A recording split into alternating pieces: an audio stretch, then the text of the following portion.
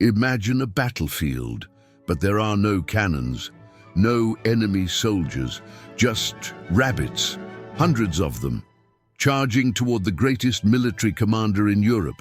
This isn't a children's story. It happened to Napoleon Bonaparte, and it's called the Rabbit Hunt Disaster. In 1807, fresh off a series of military victories, Napoleon wanted to celebrate. A grand hunt was arranged, a classic display of power and leisure for the emperor and his men. His chief of staff ordered a massive number of rabbits to be gathered on a private field. Accounts say there were hundreds, maybe even thousands of them. They were placed in cages, ready for the hunt. But there was a problem. The rabbits weren't wild. They were tame, domesticated, and used to being fed by humans. The moment the cages were opened, the rabbits didn't run away.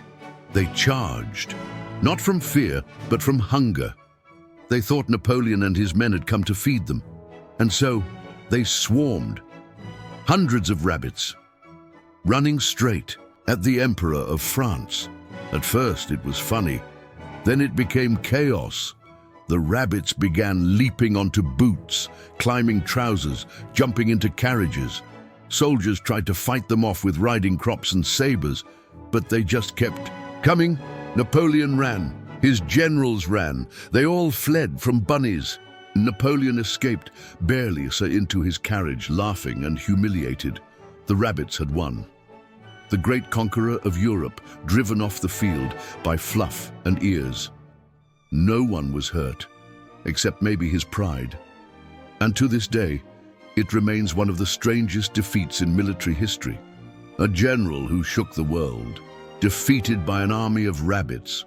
Proof that sometimes history's most powerful men are no match for a well-organized lunch rush. Follow Viral Prophet for more true stories that are too absurd to be fiction.